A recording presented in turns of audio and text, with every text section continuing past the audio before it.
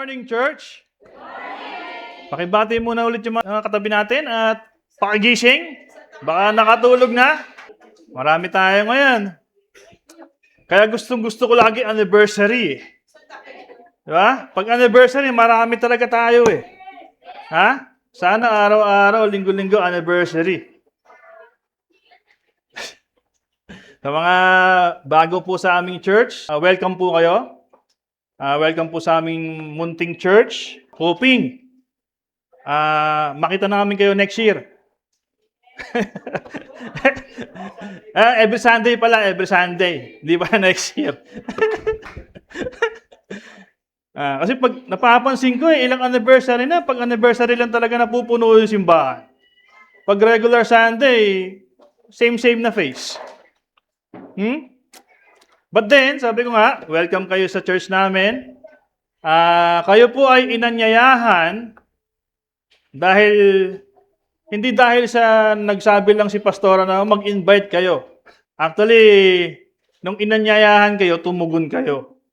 At sa pagtugon nyo, meron pong mensahe ang Panginoon sa inyong mga buhay. Amen? Hindi yung nagkataon na anniversary natin kasi every year talaga may anniversary tayo. Ito nga po yung sabi nga namin napansin ko sa lahat ng anniversary, ito yung smooth. Diba? Yung yung walang ngarag. May mga pagod, pero walang ngarag. Kasi dati talagang parang pressured na maggagalaw eh. Ngayon, meron na nagbo-volunteer. Diba? Ang ating magandang design sa ating stage. Di ba? Dahil po kay Sister Janet. Salamat nga po pala sa buhay ni Sister Janet. Iyan po. Hello po. Salamat po. Pati po libre po yan at walang bayad. Salamat po sa kanyang kapatid na nasa Russia. Sabi nga pag kayo po naturuan, nagkumilos gumalaw ng walang bayad. Ang Diyos ang nagpapala sa inyo. Totoo po yan. Hindi na kayo kailangan kalabitin. Hindi na kayo kailangan i-remind. Yung heart na nagbibigay ng mataas na papuri, pasasalamat sa Diyos, nagagamit ang buhay. Amen? Kaya ito pong magandang stage natin, ang preparation na po natin dito. Salamat po sa mga tumulong, sa mga nagpuyat, sa mga naglaan ng oras para pumunta sa church. Sa buhay ng mga U family, nila Marino family, kila Kuya AJ. Amen? Sa mga nagbigay din po ng, sabi nga, donation para sa ating kakainin sa pagsasalu-saluhan ngayong araw.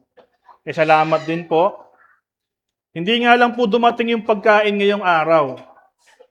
Yun ho yung problema. Hindi, punong-puno ho ng pagkain. Yung likuran natin. Ito po yung pinakamasaganang anniversary natin sa nagdaang mga taon. Yung tipong hindi mo na kailangan magsulisit. Sabi nga, may nagbibigay na ng kusa. Yun po yung napansin namin in the past few years at sa taong ito, yung pagbabago ho ng daloy ng grasya ng Panginoon. Dapat nga ang ng tema natin ngayon 14 years of grace. Kasi grabe po yung outpouring yung pagpapala ng Diyos sa lugar na ito. Sa totoo po, kung titingnan nyo, yung ating bubong, yung likuran ng bubong, yung kwarto sa likod na unti-unti na naayos. May mga bago tayong lamesa, may mga bago tayong chairs. Salamat po sa mga, saan ba yung camera ito? Sa mga nagbigay from US, mga Llanes family, mga Abseo, Icaro family sa Canada. Salamat po sa buhay ni Sister Baby Mangahas, kay Sir Romy Atienza, from anong lugar? New Jersey. Ayan. Sila po yung mga ginagamit ng Panginoon para tumulong sa simbahan na hindi mo na kailangan, sabi nga, tapikin o kalabitin. May mga manggagawa po tayo na hindi yung nakikita, pero they're working behind the scene. Amen? Mga OFW, sabi nga yung kapatid ni Sister Janet sa Russia, Sister Ping sa New Zealand, si Sister Ping. Ping na? Lacson? Ping lang, Ping. Di ba? From New Zealand. Meron tumutulong na hindi nyo nakikita every Sunday, pero meron ho. Nakikinig ho sila online. Sa buhay din ho ni Sister Ging, ayan, bago lang ho si Sister Ging. Salamat po sa buhay na napakalaki pong giver po ng kanyang heart. Every time na meron na may bibigay, nagbibigay ho talaga. Now, sabi nga, hindi na kayo kailangang kulitin o paulit-ulit, linggo-linggo, re-remind. Sabi ko nga, pinagtatalunan nga ho namin ni Pastora, ni Papa, yung iba pang mga elders. Sabi ko, wala na dapat nanghihingi sa church. Kung gusto magbibigay yan. Kasi hindi po din nakasentro yung ating pamumuhay bilang Kristiyano sa pagbibigay, hindi po. Nagbibigay ho tayo kasi pinagpala na tayo ng Diyos. Amen? Gumagawa tayo ng mabuti kasi niligtas na tayo ng Diyos. Mali ho yung turo ng mundo na kailangan mong gumawa ng mabuti para pumasok ka sa langit. Para makapunta ka sa langit, kailangan gumawa ka ng mabuti. Hindi. Naligtas na po tayo, mga kapatid. Dahil ikaw ay naligtas na, sabi ngayon, ang ebidensya na ikaw ay naligtas na ay gumagawa ka ng mabuti sa iyong kapwa. Amen? Dahil ang ginagawa mong mabuti sa iyong kapwa ay ginagawa mo sa Diyos. Yan po ang turo ng Biblia. Now, baka nag-ano ho kayo, na nag-wonder kayo, bakit now is the time to seek God? Matagal ko nang hinahanap ang Diyos Matagal na akong Kristiyano matagal na akong born again Pero bakit 14 years na, tapos now is the time to seek God? Bakit doon tayo binabalik sa turo na now is the time to seek God? Pero bago po tayo magsimula, tayo po yung yumuko at manalangin. Amang Diyos at dakila sa lahat, Diyos na makapangyarihan at banal, salamat sa oras nito, sa araw nito, sa aming mga buhay. Salamat, Panginoon, sa mga buhay na narito, Panginoon. Sila ay hindi nagkamali, Panginoon, sa pagdinig, Panginoon, ng iyong pag-alok, Panginoon, ng iyong paanyaya sa lugar na ito. Salamat sa kanilang pagpunta, Panginoon, naway sila ay magkaroon ng bukas sa puso't isipan, marinig ang iyong mga salita ng sa ganun, Panginoon, makakilos kayo ng malaya sa kanilang mga buhay. Thank you for your word. Thank you for this year. Thank you for our 14th anniversary, Lord. Naway patuloy niyo kami samahan, palakasin, patatagin, at pasaganahin, Panginoon. Patuloy niyo kami, Panginoon, itago sa inyong likuran. Awat habag, Panginoon, pag-ibig, Panginoon, nagmumula sa inyo ang aming hangad, Panginoon. Na kami, Panginoon, ay magamit mo rin, Panginoon, sa iyong kapurihan. In Jesus' name we pray. Amen and amen. Ayun.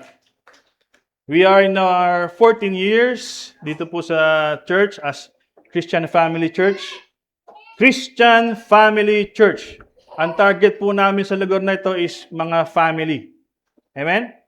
Sabi nga, every family na madadala mo sa Panginoon, sa Diyos, ay sabi nga para kang para kang nagpa-enlist ng isang buong team para gumalaw o kumilos sa kaharian ng Diyos.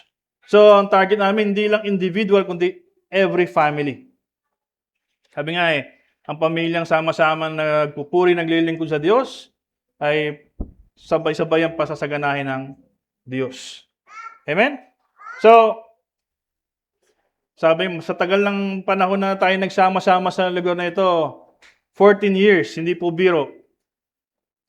Nung bumalik ko kami si Pastor, bumalik ko ng galing US, ako rin hindi rin ako nagstay dito na nagtuturo before. Marami tayong mga naging sitwasyon na akala natin sa church na ito ay lumalakad na sa kalooban ng Diyos. Marami po kaming na-discover ni Pastora na mga galawan na sabi nga hindi ka aya-aya sa paningin ng Diyos. Pagpunta ko namin sa lugar na ito before, nung nagsimula kami ulit magturo, napakadilim, Napakabaksak ho ng atmosphere. Hindi napabayaan ho yung simbahan. Nagkaroon ho ng mga issue regarding sa mga kapatiran. Pero, ang paulit-ulit na naririnig namin is, okay naman daw sila sa harapan ng Diyos. Blessed naman daw sila. Nagpe-pray naman daw sila. Nagsisimba naman daw sila.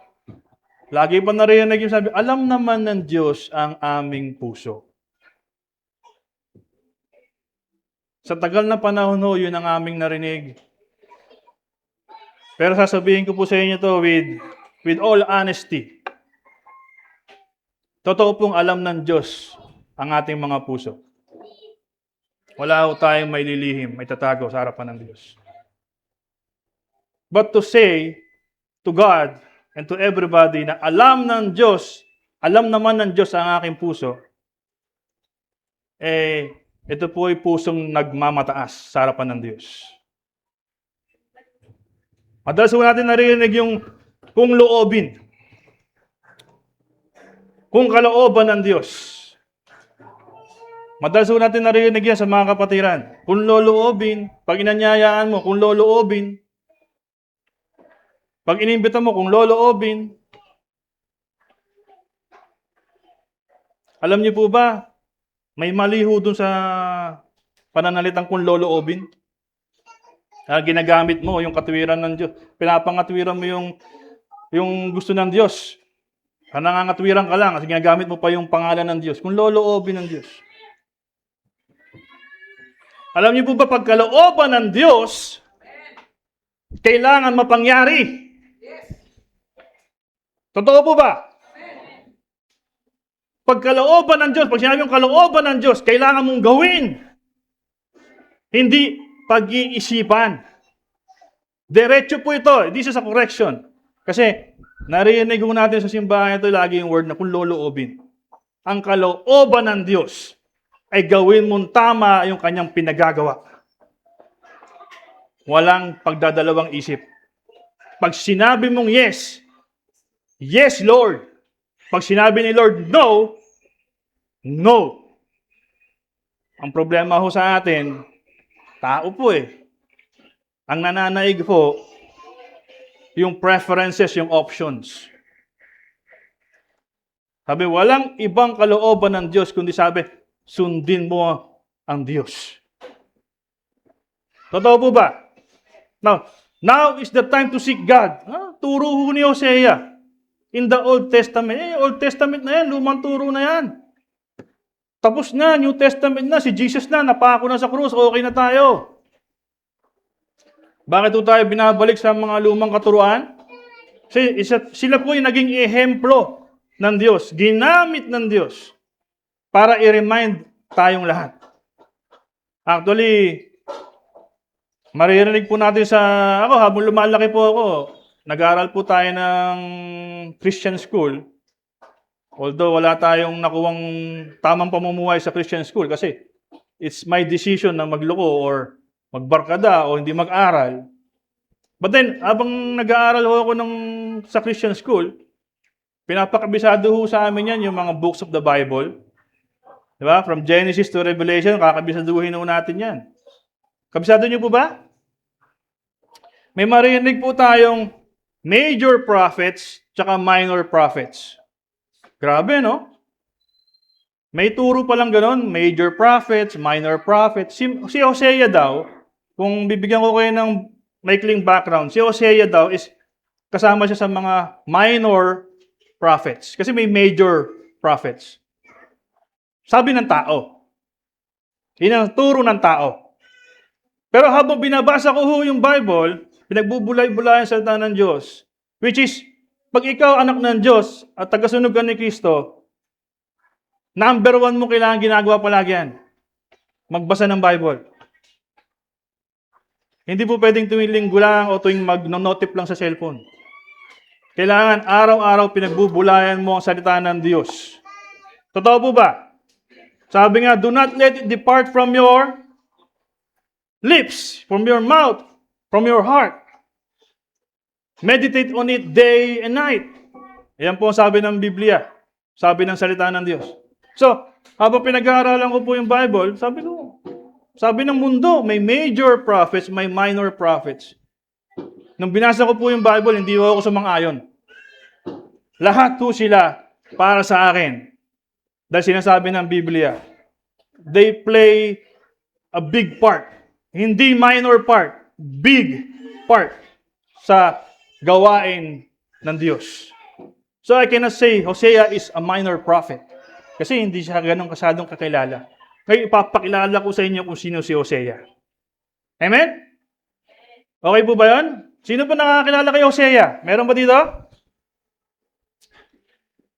Nung binasa ko po ang Bible, si Hosea po ay hindi minor prophet.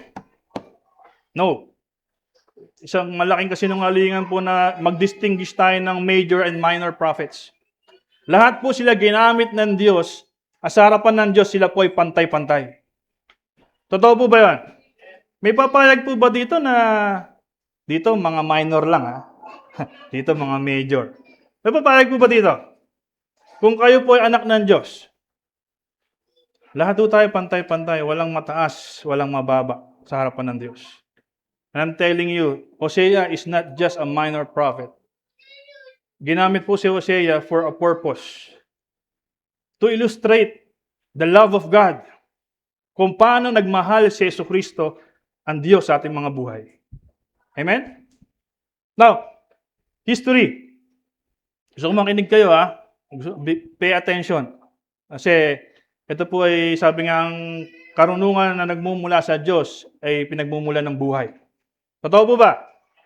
So kung alam nyo to at malalaman nyo, sabi ko nga ako yung buhay ho na inaalok ng Diyos inaccept nyo, nireceive nyo ngayong araw. Amen? So Hosea po. Si Hosea ay tinawag ng Panginoon. Actually, nung panahon ni Elijah, Elisha, si Jonah, si Amos, panglima ho si Hosea.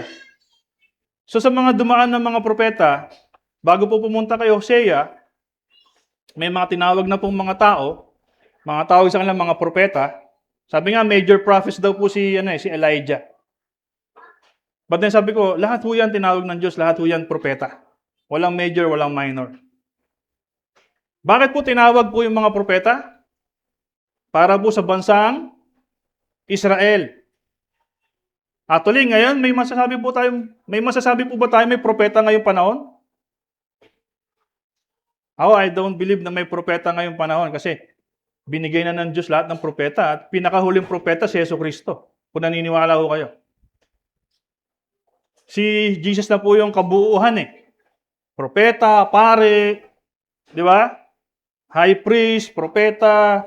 Ano ba si Jesus sa Bible? Lahat ho All in one na ho si Jesus Kaya nung binigay si Jesus, lahat okay na, tapos na. Lahat po ng propeta importante.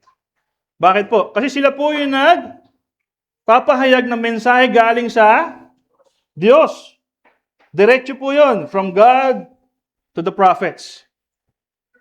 Kaya nung panahon ni Jesus, sa Ama, sa Anak.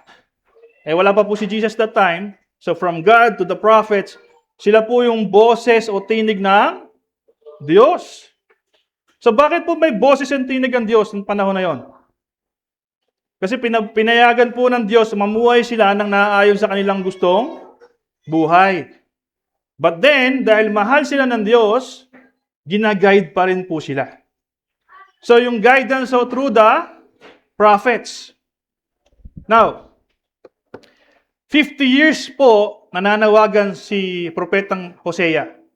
50 years. 50 years po siya nagsisigaw, nagtuturo, nangangaral, nagre-remind, nagwa-warning na magbago kayo ng buhay, manumbalik kayo sa Diyos. Siya nga yung sabi, now is the time to seek God. Why? Kasi ang tao po, nung panahon nila, and even now, is the same. May kaharian ho noon sa Israel at pinag-aharian ho ni Haring Jeroboam II. Sabihin niyo nga, Jeroboam. Yan. Si Jeroboam ho, nung nag-ahari siya, Jeroboam II, yung lugar o yung land of Israel is nananagana. Ibig sabihin po, namumuhay sila ng sagana sa lahat ng bagay. Pero yung hari po mismo, na si Jeroboam, is hindi ho lumalakad ng naayon sa kalooban ng Diyos. Just imagine, pinagpapala naman pala yung bayan ng Israel dahil sa pamumuno ni Jeroboam. So, yung mga tao that time, ay naging sobrang kampante. Nakaka-relate po ba? Sino po ba dito yung pag nabiyayaan, nakakalimot agad? Ha? Sino po ba dito yung sumasagana na yung buhay? The more na sumasagana, the more lumalayo. Ganon din po yung nangyari sa lugar ng Israel ng panahon ni Jeroboam. Sobrang sagana ng lugar, ng bayan ng Israel that time, nakalimutan na nila na meron silang Diyos na paulit-ulit na nananawagan, gawin niyo yung tama at mabuti. So by that time, I'm giving the history para alam niyo po, kasi ako binasa ko po, and I want you to read the Bible. Ba't natin ito kailangang ituro or ibigay yung konteksto? Kasi pag verse lang ang ibibigay natin, pwede ho nating mabigyan ng sariling meaning. Pero pag konteksto po, biblically, wala tayong idadahilan. Ito po yung sinasabi ng Biblia. Nakalimot po ang mga taong Israel sa Diyos na nagpalaya sa kanila sa Ehipto. Dahil naranasan nila yung karangyaan, kaluwagan, masaganang pamumuhay. Which is, sa inyo po ba, nararanasan niyo po ba yun? Na-experience niyo po ba, mga kapatid, sa Panginoon? Pag nananagana, di ba? Pag nananagana, nagdadagdagan yung gustong gawin. Totoo po ba? Pag sumasagana, di ba? Unti-unting nagkakaroon ng dahilan para hindi makalapit sa Diyos. Bakit? Kasi busy na. Ang dami ng pwedeng gawin. Bakit? Sobrang sagana na eh. That's why, yung prophet po na si Hosea that time is patuloy yung paanyaya o pagsigaw o pag-remind, manumbalik kayo sa Diyos. Now, sa ating pong church, sa tagal ng panahon, sabi nga ako ni Pastora, nung nagsimula lang ako sa Arenda, barong-barong lang ho eh. Alam niyo po ba yun? Yung laging pag-anniversary, nababanggit yung history ng CFC. Barong-barong lang ho. Nagsimula lang ho sa bakanting lote na may bakod na hindi tapos, na doon po pupunta yung mga aso, doon ho dumudumi. Doon ho kami nagba-Bible study. Hanggang sa nalipat po sa bahay ni Sister Beng, the Herrera family. Tabi pa ho, hindi pa ho maayos yung bahay nila that time. Sako-sako, tapal-tapal, tabi ng pusali. Doon ho nagsimula ang CFC. Sa maliit, sa madumi. Kaya habang tumatagal, sabi nga, nag-i-improve, nag-update, pinagpapala ng Diyos. Kasi may mga naaabot na, may inaabot na. Sumasagana ng paunti-unti ang buhay. Yung dating karton lang yung tapal, yerong kinakalawa, ngayon, sementado na lahat. Yung dating hindi makabili ng electric fan, ngayon naka-aircon na. Yung dating ang panalangin mo lang sa anak mo, makapagtapos ng pag-aaral, nakatapos na, nakatrabaho na. Ang problema lang, di ba? Yung parting nakakalungkot, ibinigay na ng Diyos yung pangangailangan ninyo, pero hindi nyo pa rin binibigay yung para sa Diyos. Yung pangako mo ng yung anak ko nakagraduate, yung anak ko nakapagtrabaho, gagawin ko to sa Diyos. Nangako hanggang sa napako. Ganon din po yung nangyari sa mga Israelita ng panahon na yon. Dahil sa sobrang kasaganahan, pagpapala, grasya ng Panginoon, awat habag ng Panginoon. Alam niyo po ba yung word na they take it for granted?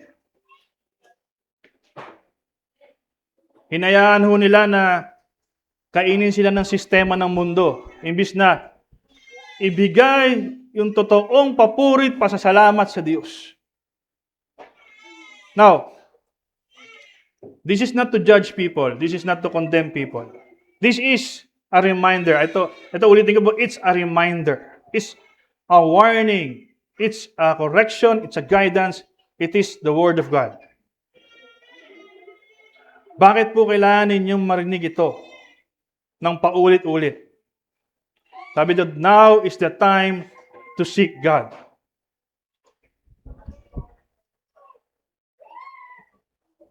Kasi araw-araw ho tayong lumalayo sa Diyos.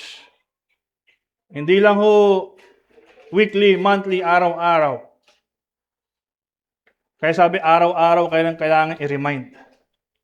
Pag sinabing now is the time, hindi lang yun ngayong linggo dahil anniversary, kundi kailangan araw-araw habang binibigyan tayo ng buhay, paulit-ulit natin gawin na magbalik loob sa Diyos. Dahil hindi ho natin alam ang ating bukas.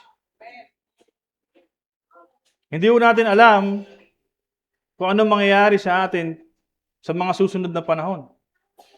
Na kung hindi ka kumilos, gumalaw na naayon sa kalooban ng Diyos, ngayong araw, sabi nga kanya sa Hebreo, na napakinggan mo ang tinig ng Diyos pero binaliwala mo, lahat ho ng pagpapagal natin, pagsasakripisyo, lahat ho ng pinapangarap ay pwedeng mawala sa isang iglap. Sabi nga natin hindi ka maliligtas ng salapi. O kahit sino man doktor. Wala kang sister o brother na malalapitan pag dumating yung oras na yon. Kaya sabi ng Panginoon, paulit-ulit, manumbalik kayo sa Diyos. Kapag ang buhay mo ay naka-align sa kalooban ng Diyos, wala kang dapat ipangamba. Pero nakakalungkot at nakakabagabag na makita o marinig, lalong-lalo na sa mga kapatiran, na patuloy na sinasabing ayos naman sila sa harapan ng Diyos, okay naman sila, blessed naman sila, pero hindi pa rin lumalakad sa kalooban ng Diyos. Yung tipong lagi na lang tayo nangangatwiran na kung loloobin. Kung alam mo ang salita ng Diyos, ang kalooban niya dapat mapangyari. So kung alam mong tama, sabi ng Biblia, at hindi mo ginawa, ikaw ay nagkakasala sa Diyos. Kaya kung alam mong tama, kapatid, huwag mo na sabihin kung loobin ng Diyos kasi ang kalooban ng Diyos ay gawin mo ang tama. Totoo po ba? Ang sabi ng Diyos, gawin mo ang tama. Hindi loloobin. Kalooban yun ng Diyos na kailangan mong gawin. Now, kalooban ng Diyos na tayo manumbalik sa Kanya. Amen? Can you assess yourself right now? Kung ikaw na ba yun na lumalakad ng tapat at totoo sa kalooban ng Diyos? I-assess mo lang sarili mo, yung puso mo ngayon. I-check mo lang habang nandiyan kayo sa inyong mga upuan. Yung panawagan ba na to, para sa inyo? Kasi hindi po to, hindi yung, coincidence yung mensahe ng Diyos. Sabi ko nga sa inyo, sabi ko ni Pastor, dapat ang aming tema ngayon is 14 years of grace. Pero nung binibuild po namin tong tema na to, habang sinasaliksik namin ng salita ng Diyos, ito po yung bumabalik at bumabalik. Ito po yung napangyayari. Ito po yung nagmamanifest. Bago po ito nangyari at itong anniversary, we are so blessed ni Pastora kasi may mga kapatiran na, alam niyo po yun, yung nire-reveal ni Lord yung heart nila sa amin. May mga kapatiran na nagpapakumbaba at lumalapit, nagsasabi, hindi ayos ang puso namin sa harapan ng Diyos. Bago po ito. Bago po itong anniversary na to. Kaya nung nabigay po itong mensahe na to, biglang nagdagsa po. Hindi pa po alam nila to ha. Hindi pa po alam ng lahat na ito yung pinakatema. May lumalapit na po kay Pastora, kay Kuya Lori. Namumumpisal. Nagsasabi na sila po'y nakagawa ng ganito. Ibig sabihin po, napapanahon ho, ang gusto ng Diyos na mapangyari sa bawat isa is manumbalik tayo sa harapan ng Diyos na may pagpapakumbaba. Sabi nga ng Biblia, tulad doon ng turo kanina na exhortation, yung humbleness hindi ho basta-basta. Napakalaki po ng epekto ng pagpapakumbaba sa harapan ng Diyos. At bihira po ang nakakagawa nito kung hindi ka pa kinasihan ng Espiritu ng Diyos. Pero ang taong kinasihan na ng Espiritu ng Diyos, pag sinabing kinasihan, ibig sabihin, namumuhay ka na naayon sa kagustuhan sa lakad ng Espiritu. Ibig sabihin, motivated ka, guided ka by the Spirit. Yun po ang kinasihan. So, ang kinasihan na ng Espiritu ng Diyos, hindi ho mahihirapan magpakumbaba. Bakit po? Kasi part po yan ng prutas ng Espiritu ng Diyos. The fruit of the Holy Spirit. Nakapaloob po yan sa bunga ng Espiritu ng Diyos. Na pag ikaw ay sabi kinasihan na ng Espiritu ng Diyos, lumalabas po yan ng kusa, yung pagpapakumbaba. Sabi ko nga sa inyo, lumalayo ang loob natin sa Diyos pag tayo po hindi nakatuon o nakatingin sa kalooban ng Diyos. I'm gonna give you a brief history. Maikling history lang ni Hosea. Para sabihin ko po sa inyo na yung turo ng mundo na si Hosea is a minor prophet ay hindi po totoo. Si Hosea po ay kinausap ng Diyos at sabi po ng Diyos sa kanya, this is a summary kasi mahaba po yun. Sinabi ng Diyos sa kanya na mag-asawa ka ng isang babaeng, sabi nga natin yung bayaran o harlot sa English. Ibig sabihin,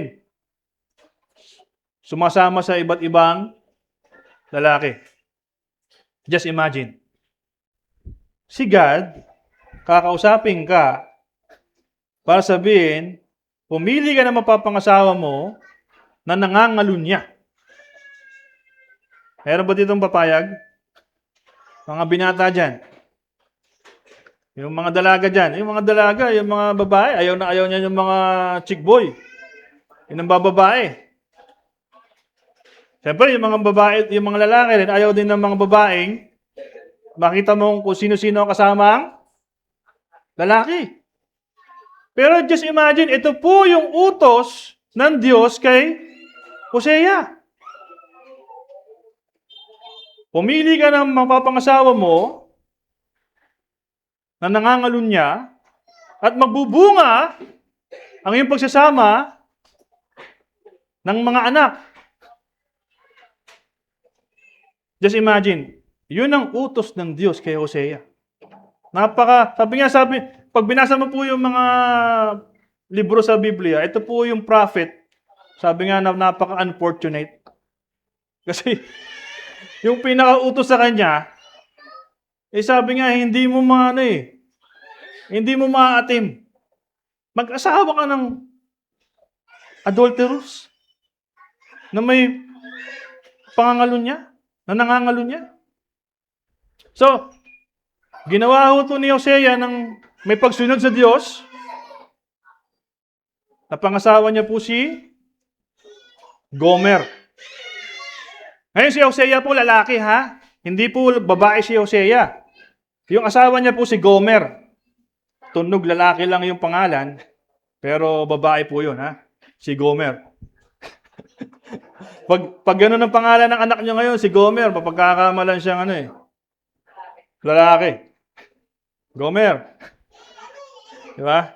Pero babae po si Gomer. Oh?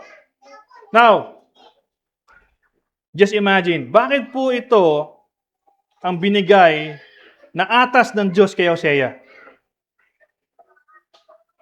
Meron pong gustong sabihin ng Panginoon. May gusto po siyang sabihin sa lahat ng tagapakinig ngayong araw at sa mga tao po ng panahon ng Diyos. Na mga hindi nakinig, mga tumalikod sa Diyos, mga sumama sa Diyos-Diyosan, sumamba sa ibang Diyos, tinalikuran ng Diyos. Yun po ang karakteristik ng babae na nangangalunya. Sumasama sa iba't ibang lalaki, tumalikod sa kanyang responsibilidad. Inalintulad po si Gomer sa bayan ng Israel. Kasi yung Israel ho, tumalikod sa Diyos at sumama kung kani-kanino. Nakinig sa iba-ibang turo. Pero sabi ni God kay Hosea, kahit nangalun niya si Gomer, hanapin mo siya at makipagbalikan ka sa kanya. Yun po ang utos ng Diyos. Suyuin mo ulit si Gomer para makapanumbalik siya sa iyo. Kaya ginawa ho ni Hosea, hinanap niya po yung kanyang asawang nangangalo niya at nakita niya po sa piling ng iba.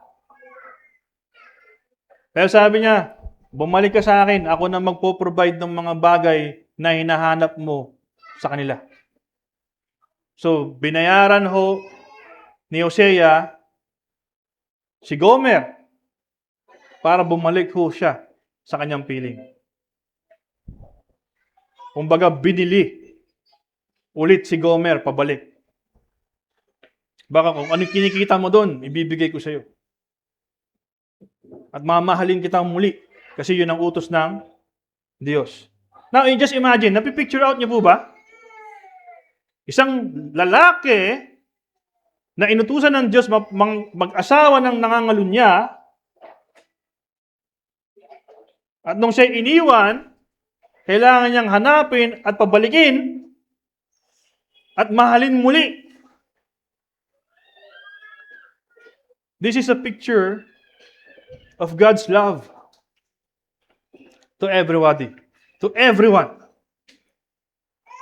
Kasi ginawa rin ho yan ni Jesucristo para sa atin. Sabi nga, binayaran ni Jesucristo ang ating pagkakasala nang tayo mapanumbalik sa piling ng Diyos.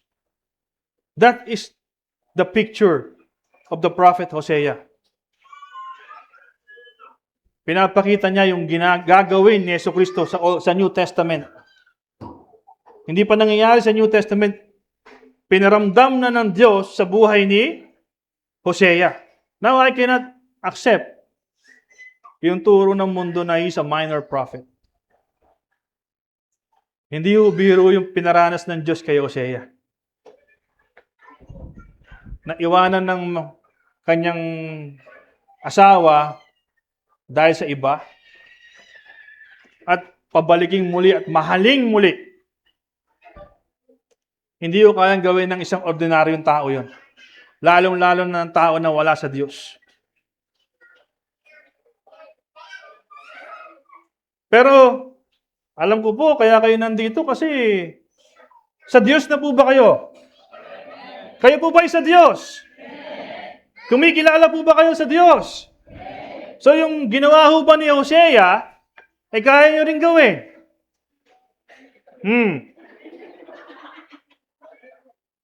Babaero talaga yan. Ayoko na dyan. Ay, sumama na siya doon. Bahala siya sa buhay niya. Yan po ang tao na walang pag-ibig. Sabi nga ng Bible, ang pinag-isa ng Diyos, walang pwedeng paghiwalayin. Pero ang tao, dahil nga hindi talaga nakikinig sa Diyos, matigas talaga ang ulo, ang puso, hindi nakakasunod sa Diyos. Now, Kuya, can you open dun sa Hosea 10:12? Now, nakita niyo na yung history ni Hosea, kung sino si Hosea. Pinagawa sa kanya ng Diyos yung mga bagay na yon para ma-experience niya yung puso ng Diyos. Just imagine, ma-experience niya kung ano yung nararamdaman ng Diyos ng mga oras na yung mga Israelites na pinalaya niya sa Ehipto, iniligtas na sa kawalan, sa kahirapan, sa pagdurusa, nilagay sa lugar na maayos, maganda, sabi nga, tinalikuran pa rin siya, pinagluloko pa rin siya.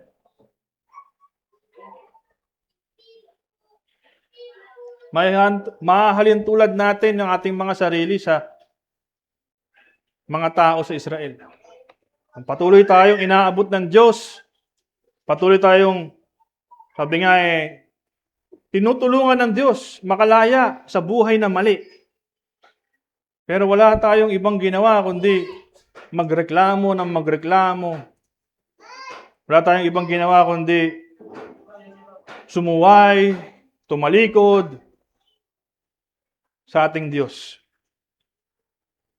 Naniniwala po ba kayo ng puso ng iyong lingkod, mga namamahala ng CFC, ay mailagay ang buhay nyo sa mabuti? Sa mga bago po dito, yung mga ngayon lang namin nakasama,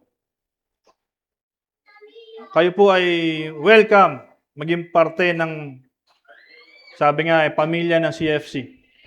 To become a part of the body of Christ. Kung, sabi nga, ito ay inyong tatanggapin. This is an offer. Amen? Hindi po ito sa pilitan. Hindi po ito tinututukan kayo para umatin kayo, no? Kung gusto niyo mabago ang inyong mga buhay, dahil nandun kayo sa lugar ng, sabi nga ng mundo kahirapan, kasadlakan, kakulangan. Inaanyayahan po namin kayo sa lugar na ito, makiisa sa gawain ng Panginoon para maranasan nyo ang kilos at galaw ng Panginoon. This is not our own works. This is the work of God in our lives. Ini-invite po namin kayo. This is a call for you to go back to God. Now, sabi sa Hosea 10:12, sinabi ko sa inyo, palambutin ninyo ang inyong mga puso tulad ng binungkal na lupa. Magtanim kayo ng katuwiran at mag-ani kayo ng pagmamahal. Sapagkat panahon na para magbalik loob kayo sa akin hanggang sa aking pagdating at paulanan ko kayo ng tagumpay. Bakit po ito ang mensahe na binigay kay Hosea? Ang reference po dito lagi ni God sa Bible, ano siya? Isa siyang farmer. Isa pong nagtatanim. Lagi po may buto o sisidlan, may pananim, may lupa. Mababasa nyo sa Isaiah, mababasa nyo sa Jeremiah, mababasa nyo sa Hosea, mababasa nyo sa parable ni Jesus. Paulit-ulit. Hinalintulad ng puso ng tao sa isang klase ng lupa. Nasabi, ang lupang pinatigas ay hindi matataniman ng punla o ng buto o ng binhi. Totoo po ba? Kailangan ng lupa bago daw taniman, kailangan palambutin. Kailangan, sabi nga, i-cultivate, i-prepare. Binubungkal para daw mataniman. Sabi dito, palambutin ninyo ang iyong mga puso. Basahin mo nga sa English kasi yung ating tema is English eh. Kahit ano, basta English. Yeah, sow righteousness for yourselves, reap the fruit of unfailing love, and break up your unplowed ground. Sa iba po yan, follow ground. Ito, unplowed ground. Pag sinabi pong unplowed o fallow ground, ito po yung lupa na napabayaan. Lupa na barren o tuyo. Hindi pwedeng taniman. Walang mabubuhay na pananim o binhi. Kaya nananawagan ng Propeta Oseas, galing sa Diyos, sabi, palambutin ninyo ang iyong mga puso. Bakit po? Kasi po ng panahon po ni Hosea, yung time po nila, sabi, sobrang tigas ng puso ng mga Israelita. Ayaw nilang magpaayos sa Diyos. Ayaw nilang magpaturo sa Diyos. Ayaw nilang bumalik loob sa Diyos. Now, dumarating po sa buhay natin, mga kapatid, na tayo po'y nagkakaroon ng matigas na puso. Kaya nga po sabi, bakit hirap na hirap po tayo makaintindi ng salita ng Diyos. Paulit-ulit naman pong binabanggit sa pulpito. Paulit-ulit naman po yung turo. Ilang years na po tayo sa gawain. Ilang beses mo na narinig ang pangaral, ang salita ng Diyos. Pero bakit hindi pa rin gumagana? Kasi yung puso po natin, hindi pa nabubungkal. Hindi pa po nakukultivate. Kaya walang salita ng Diyos sa pumapasok. Babaksak doon, sabi, onting ugat lang, onting sprout lang ng dahon, maya't maya, patay na agad. Wala na ulit. Back to zero. Nangyayari po ba sa inyo yan, mga kapatid? Yung cycle na paulit-ulit, narinig na yung pangaral. Sabi nga dito, nakakarindi na yung turo na humbleness. Pakumbaba. Self-control. Para nga tayo dito may diferensya na, may, ano yun? Sirang plaka?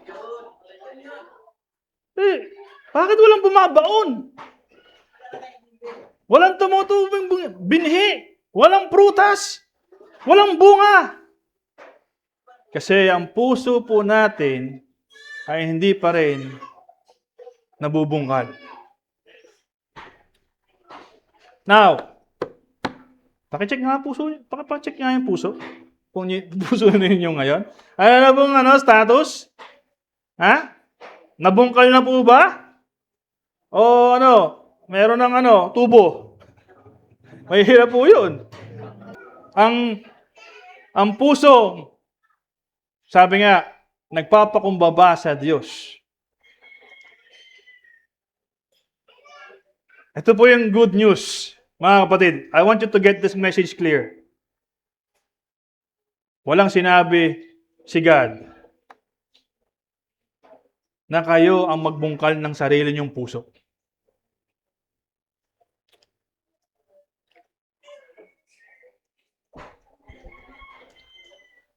This is the message.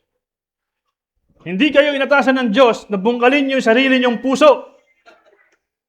Na maghirap kayo na ayusin ang sarili niyong puso.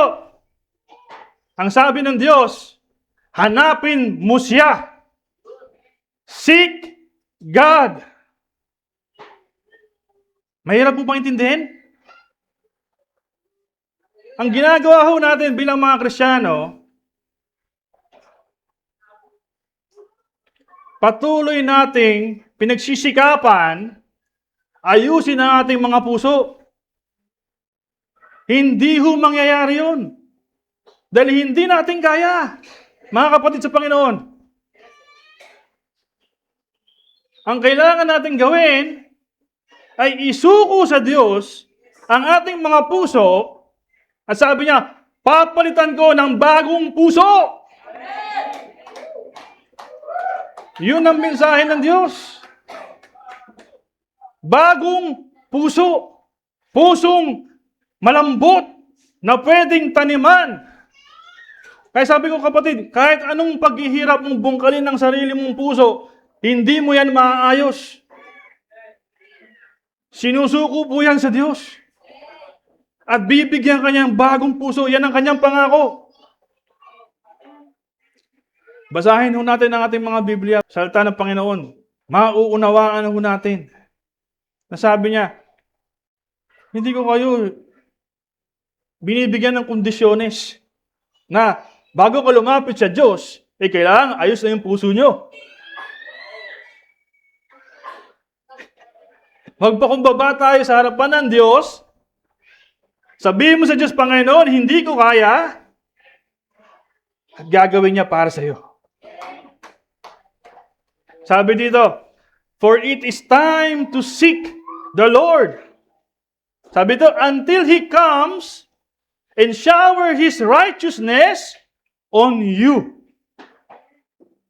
Siya ang magpapaulan, siya ang mag-aalaga, siya ang magpapalago, hindi po tayo. Now, hindi po si Pastora, hindi po si Kuya Lori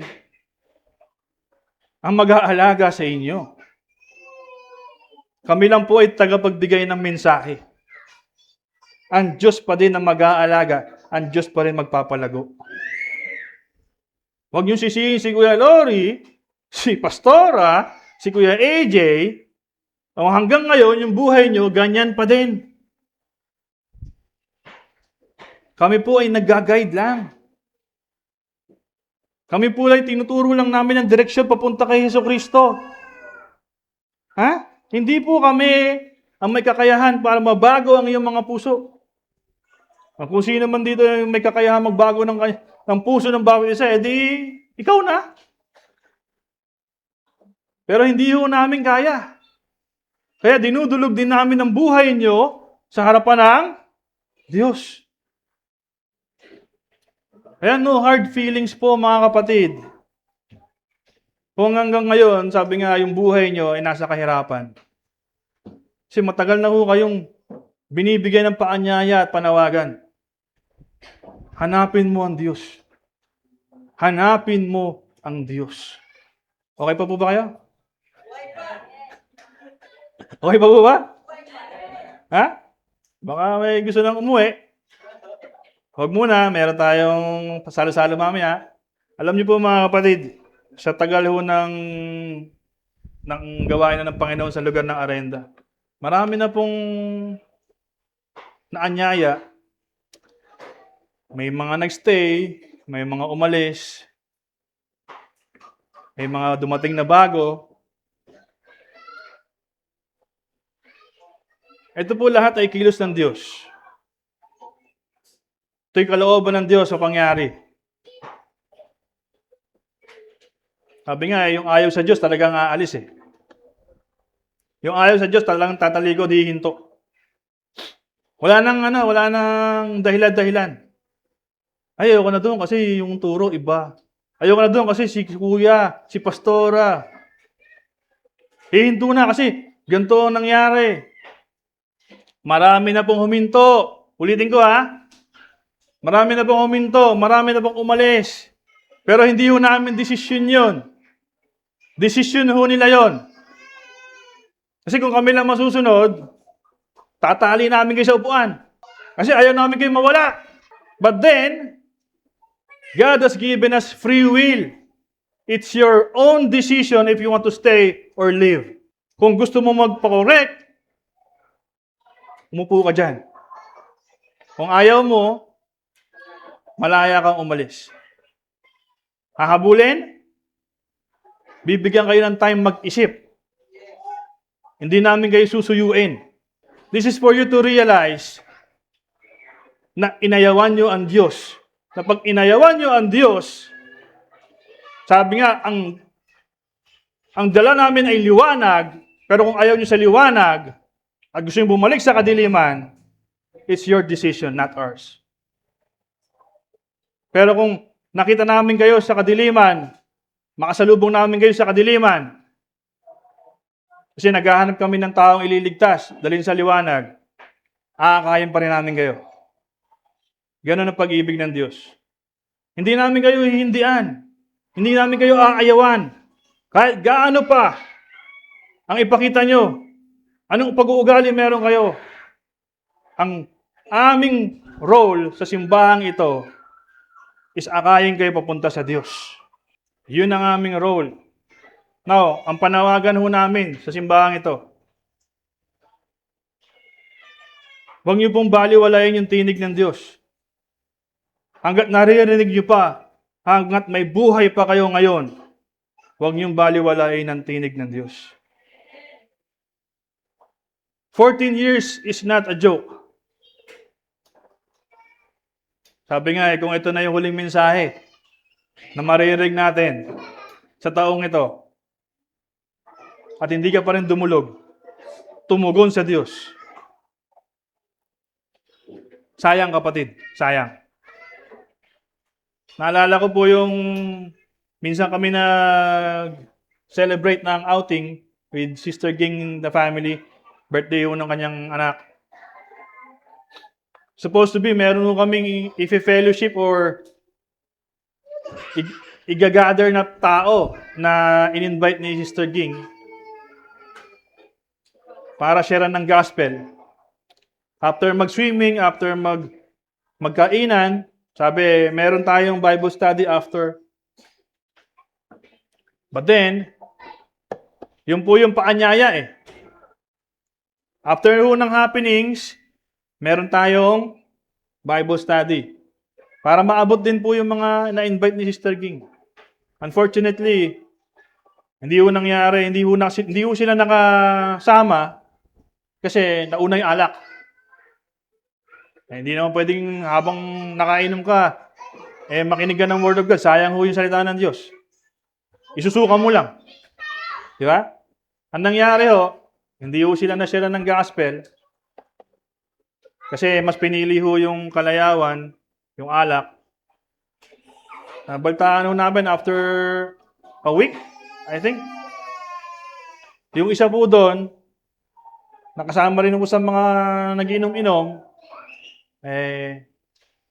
wala na. Kinuha na.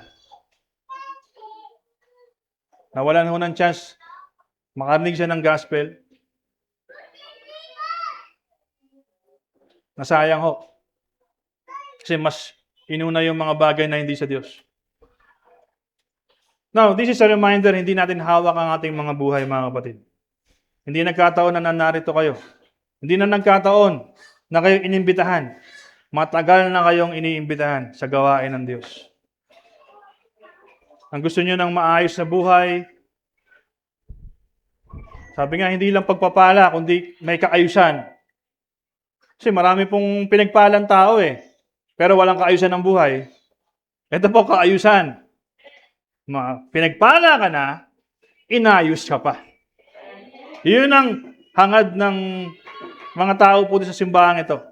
Ibigay sa inyo yung nararapat. Hindi lang pagpapala. Ang totoong pagpapala ho yung buhay na maayos sa harapan ng Diyos.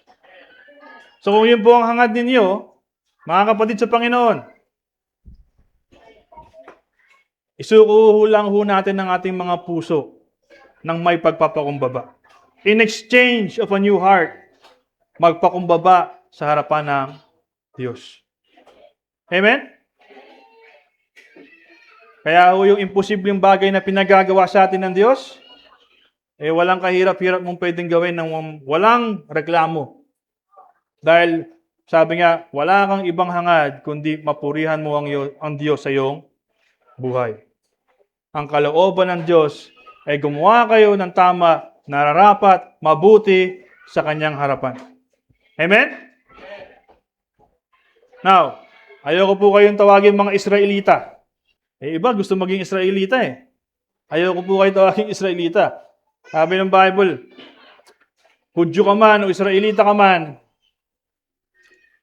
Walang ano yan, pinagkaiba. Ang hinahanap ng Diyos ay ang pusong may mapagkumbaba, pusong, sabi nga, durog sa kanyang harapan, handang magpaturo, handang magpaayos, handang magpalinis, nang sa ganon magamit ka sa kapurihan niya. Amen? Ready na po ba kayo magpabungkal ng mga puso? Medyo masakit po. Ha? Just imagine kayo yung binubungkal kayo. Ay, hindi nagrereklamo yung lupa pag binubungkal, di ba? Pero masakit po. Masakit po. Yun po ang karakteristik ng pag binubungkal. May force. Amen? May pain. May suffering. Binubungkal eh. Pero ang hangad po ng Diyos, ayusin. Diba? Ayusin, palaguin, magamit, magbunga, nang sa ganon maraming makinabang. Kung ganon po ang ating mga puso ngayon, mga kapatid, handang magbabungkal, masaktan man, diba? Mahirapan man. Pero ang kapalit, sabi, yung buto na tinanim, unti-unting nagkakadahon, unti-unting tumataas, lumalago, nagkakabunga. Ang sarap po maging plantito. Totoo lang. Doon sa bahay namin, dahil wala akong kasama, ako po yung nagpaplantito. Ako po yung nagtatanim. Pag nakakita ko po yung tinanim ko, tumubo na ho. Tumaas na kaunti. Ay, tuwan-tuwa na ho ako. Grabe po yung spray ko ng tubig. Pag mainit na mainit. Kinokoberan ko para hindi kagatin ng mga insekto at saka ng mga ibon. Pag nagtatanim po pala, ganon. Andun din po yung nahirapan ka sa umpisa kasi binubungkal mo yung lupa eh. Inaayos mo yung paligid para pag tinaniman mo, maayos, maganda tignan. Nakikita ko po yung puso ng Diyos. Ganon din po siya sa atin. Masaya po ang Diyos pag nakita niya yung pusong binungkal niya. Inaayos niya. Lumalago at nagbubunga. Amen? May nakuha ho ba tayo mensahe ngayong araw na ito? Sabi ko sa inyo, ito po ang mensahe na to. Hindi po to last week lang. Ito po yung bago pa po month of July. Binigay na ho ito. Ito po yung pinagbulay-bulayan. Ito po yung napapanahon. Ito po yung kaloob ng Diyos na dapat niyong marinig. Ang sa ganon, sa huli pa, wala tayong sisihan. Kayo po ay, sabi nga, binigay na ng mensahe sa inyo, salita ng Diyos. Wala kayong ibang gagawin kundi tanggapin ang mensahe. Pagbulay-bulayan, ipamuhay. Kung ano po yung tama at nararapat. Amen?